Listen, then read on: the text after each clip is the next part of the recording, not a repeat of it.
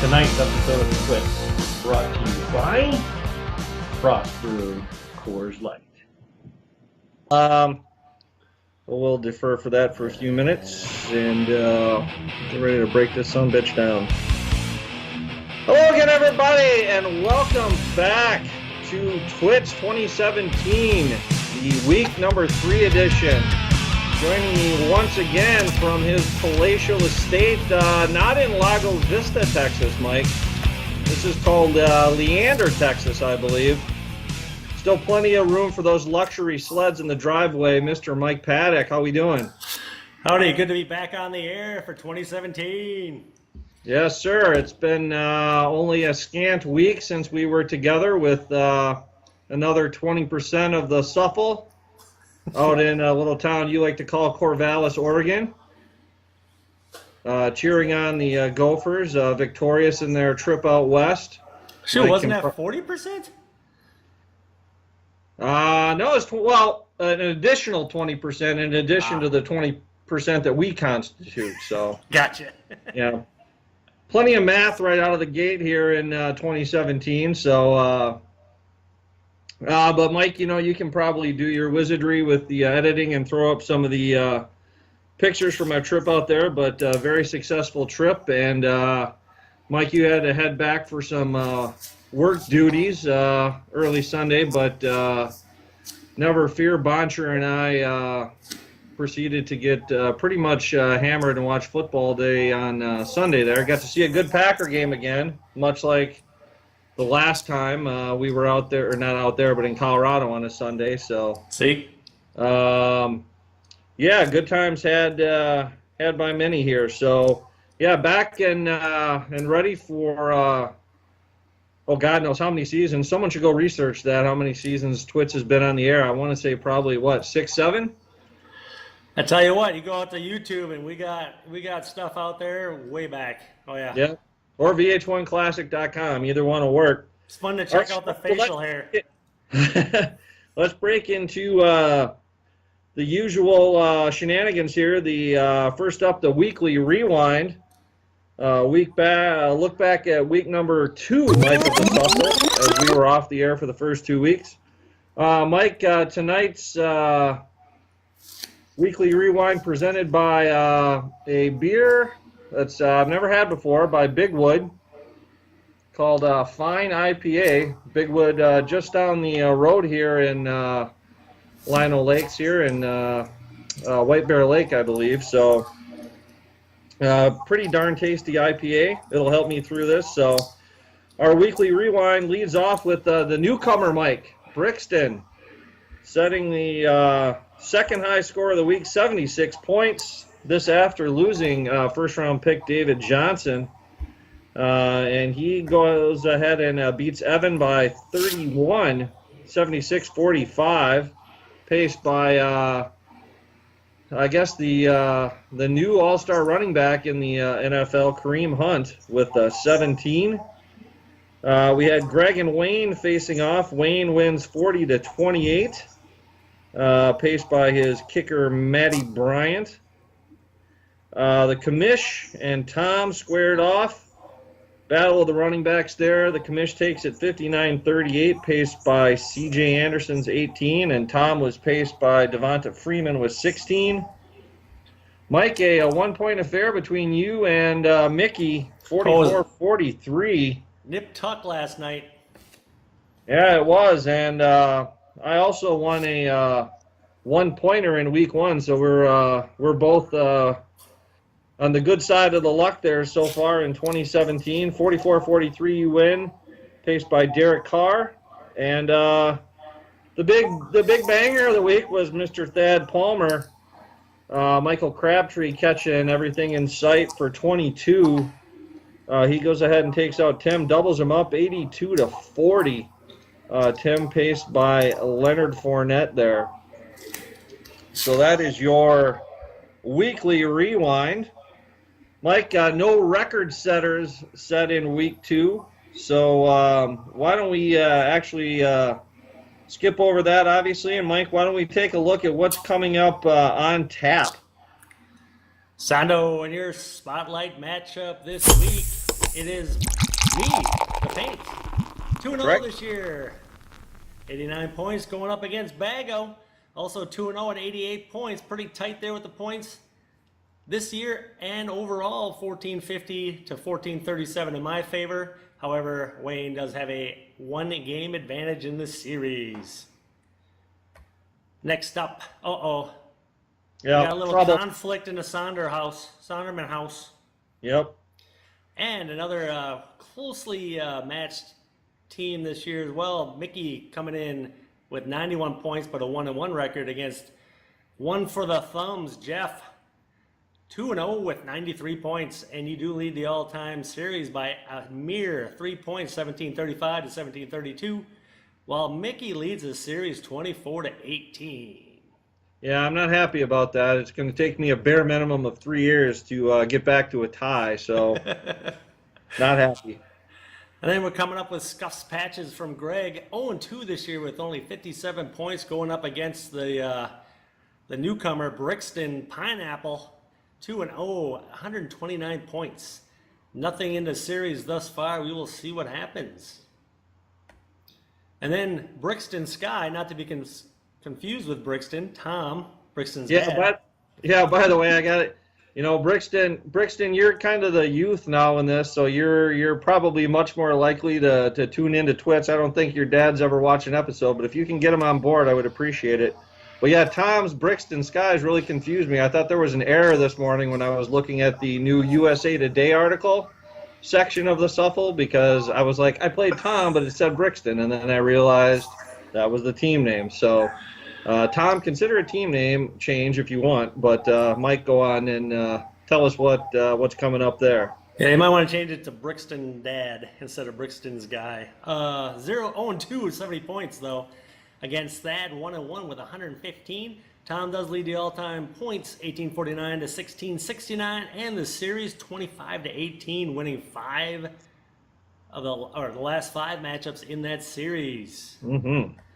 And rounding out the week, 0-2 Tim Cranky Pants at 68 points versus 0-2 Evan the Minnesota Vikings at 78 points. Another name change needed there too, probably, Evan.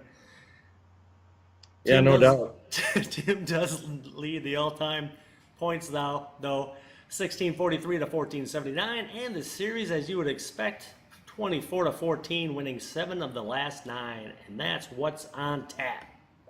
Yes, and Evan, may I suggest the Case Keenums as a team name? Also, forgot my sponsor. Flew up to the great state of Minnesota and brought back a Duluth beer from Bent Paddle called 14 Degree ESB Extra Special Amber. Good stuff. Good sipping. How'd you get liquids back? Did you shove it down your pants? I was just happy to see him. Okay. All right, folks. Well, you don't get that kind of breakdown anywhere else. All right, so Mike, we're looking at brand new year, so we're kind of messing around with some segments here. So we'll just chit chat for a second. I would like to bring back the sound off segment, which never really kind of got off the ground, Mike. But this week I just happened to notice that you remember Peanut Tillman, right? Yep. Former Chicago Bears corner. Well, he's joined in the FBI apparently. Which seems like a bit of a stretch, but yeah, Peanut's going to be in charge of taking on North Korea, I guess. So in the celebration of that, I figured, Mike, I'd run down my own personal top 5 list of FBI movies of all time, Mike. So we're going to go through these quickly. You can chime in with your thoughts, Mike. Number 5, National Treasure. I'm a big fan of the series. What do you think? Oh, love Nick Cage. Gotta love Nick Cage. Number 4, ironically, number 7, the Brad Pitt movie. What's in the Box, Mike? Also a segment on Shuffle. Yeah, I mean, it's got to be on here because that led to What's in the Box, a segment that you can look for later on this year. Mike, a movie I don't know if you've seen. It's called The Town. Came out 2010. Ben Affleck. Check it out. It's a good movie. Number 2, Silence of the Lambs. A little bit of an overrated movie in my opinion, but I'll definitely have to include it on the list. Classic. Yep. And Mike, number one, I know Boncher will be on board with this. A little movie I like to call Shooter. Came out 2007, starring Mark Wahlberg. If you haven't seen it, check it out. He's betrayed by the FBI and starts sniping people left and right. So I just so happened to watch that movie last weekend. did you really? Yeah. There you go. Number one worthy, right? Yep. Absolutely. All right. Mike, let's take a look at a quick 3-pack of facts.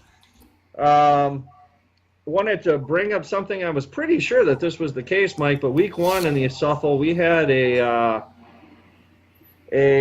kind of just a statistical anomaly. We had the lowest points scored among all 10 teams in the modern era, so that would be 2008 and beyond. Mike, you can put up the graph here. We'll take a look.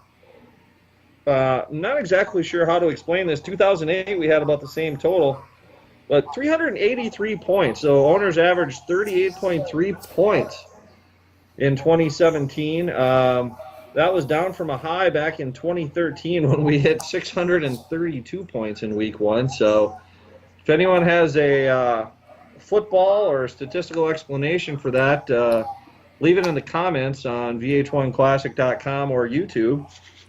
I got one for you. Yeah, fire away. Offenses aren't playing in the preseason, but the defenses are. I like that. You should patent that. And also, we'll go with defenses are ahead of the offenses, right, Mike? That's all I had to say. And taking a look at fact number 2 here, Mike. Just a couple of the draft tidbits, as we did not have a week 1 episode. So first thing, just looking at the top 10 items in terms of number of times drafted by an individual owner. So Evans still leads the way. I think Greg sniped him this year on the Minnesota D. I know Evans probably still fuming about that, but Evan has drafted the Minnesota defense 8 times out of the 23 years we've been in existence. So what happened the other 15? Yeah, I don't know. That's actually a really good question. Someone should research that too. And then as we go down the list here, Mike, we see Minnesota place kicker, Evan. Evan's a big Minnesota fan, so he's got 6 of those on his trophy case. And then in terms of the 2 position players that are still out there, Tim with a man crush on Mr. Tony Gonzalez, now with CBS. And Greg, the similar crush on Hines Ward. I do not know where Hines Ward is. No idea. And then last 3-pack of facts, as I was mentioning here, this is a correlation between an owner and the team that he most often selects. Evan coming in at 13.41% of his draft picks being Vikings. A shout out in the Wayback Machine to Andy Diamond, who is also the only double-digit percentage person, 12.22, also Vikings. And then the third highest is Wayne. So we live in a little bit of a homer state here. Wayne, 8.54%, still Vikings. So couple Green Bays in there with Mickey and a few other things, but I thought those were a couple interesting facts coming out of our 23rd annual draft. That also explains why Evan wasn't able to get the defense every time. Also true. All right, Mike, let's take a look here as we wind up week 3 with our steals and heels. So on the plus side here, guys that completely outperformed their projections. Number 1, Michael Crabtree.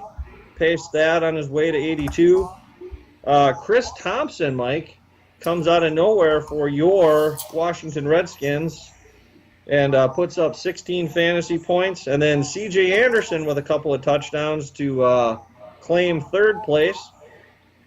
And then your heels of week, this would be week number 2, Zeke Elliott, Denver defense. clamped down on Zeke. I believe he ended up with less than 10 yards.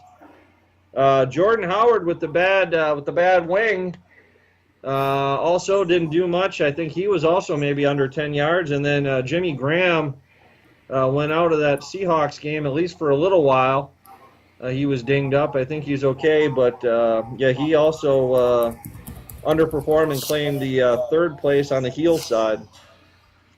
Speaking of wings here, Mike, what do you think of the new SFFL shirt? I was ready to see where you were going to bring that out. Looks good. Yeah, I forgot about that. It's available on the SFFL shop on the main page there. So if you want to look this good, go ahead and fire off an order to me. I like the color. Oh, yeah.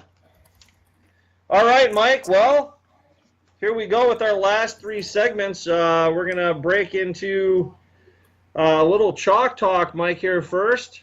So obviously no record on the year so far. But this week, Mike, I'm going to take the Dallas Cowboys in chalk talk. I know they had a bit of a brutal game against Denver in Invesco / Mile High, but there's one way to get healthy, Mike. It's to play the Cardinals, who struggled to beat the Colts in overtime. No John Brown, obviously no David Johnson. That offense did not look good. The defense is still a bit formidable, but I think Dallas is due for a bounce-back game. I don't think Zeke's going to be held to 10 again, so I'm going to go ahead and lay the 3 points, Mike, and take the Cowboys in the desert on Monday Nitro. Yeah, good call. I can't believe they're only getting 3. Yep. All right, Mike, what do we have coming up in Dog of the Week? Sondo, your Dog of the Week for Week 3 in the NFL. I cannot Say it. I cannot bet on Cleveland until they do anything. And Indy is going in there and getting 2.5. Mm-hmm. So, even though it's an away game, I'll take Indy with their little energized offense output they got cooking there against the once great Cleveland Browns, if you can go back a couple of generations. So that's your Dog of the Week. Yes, when Jim Brown was still playing, they weren't bad. Corey Coleman also goes out this week with a broken hand. That's not going to help things. So I just have to point out that you're taking as your Dog of the Week a team that's quarterbacked by, what's his name? He just got traded there, I believe, from LSU, right? I can't remember the name. All that goes through my mind is Jamarcus Russell. Whoever's quarterbacking Indy now. And it's basically Scott Tolzien light, whoever it is. I can't remember. So, Yep. But I like it, Mike. That's an aggressive pick. And, yeah, I mean, Cleveland, and they're out their number 1 draft pick on defense, too, yet. So, yeah, things are not looking up for Joe Thomas and the Browns. That's going to be a real Dog of the Week the whole game, probably. Yeah, I'm guessing. I can't wait to see what announcers get that job. I mean, you might as well start filling out your resume if you're calling that game, right? I mean, the exit visas are imminent. So, all right, Mike, let's go to the game of the week. And, Mike, that highlights your resurgent and NFC North leading Detroit Lions coming off a shellacking of the Giants. 2-0 Lions taking on the 2-0 Falcons, who,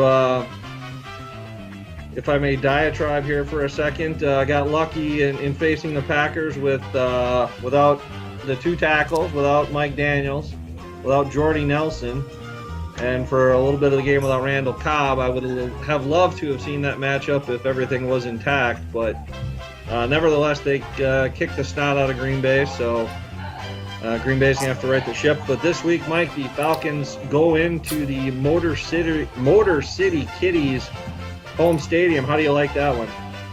Yeah, and I don't think there's any stopping the Falcons. I mean, you're putting them back again on turf. I know they lost their hot shot linebacker. I can't remember his name. He's out for a little while with an injury. But yep, number 1 pick, yeah. Yeah, but just watching that game against the Pack, we know what Stafford can do, but the Atlanta defense is really good, and so is their offense. So I think I have to stick with Atlanta this week. Not so fast, my friend. The Lions are on a little bit of a roll right now. I don't know what it is. I mean, that nothing's really changed with that team. Their defense. I mean, if there's one area that's probably exploitable, it's probably their secondary. And Atlanta may be able to do that. I don't feel comfortable with Matt Ryan on the road, so I'm going to go ahead and take the Lions just to continue their little bit of resurgence. I think it's nip tuck, Mike, but we're going to call it Lions. Let's go Lions 29, Falcons 27. That's what we're going to go with. So that's good. Then we can get a leader in the clubhouse right away in game of the week. So excellent. All right. So that will just about wrap up week number 3 here, our first week of the year. If you'd like to see this episode or any past episodes of Twitch, just log into YouTube and check us out, or go to vh1classic.com. So Mike and I just have to say also, welcome to the league to Brixton. A heck of an addition to the league. I absolutely hated drafting next to him. It was just like drafting next to his dad. Very good picks, and he's got one hell of a team here in 2017. So welcome to the league, and good luck the rest of the way. And all right, that should just about do it. So we'll wrap this up. Then Mike will be back next week for the week number 4 edition of TWITS. So until then, we will say good night and adios. Adios. Adios.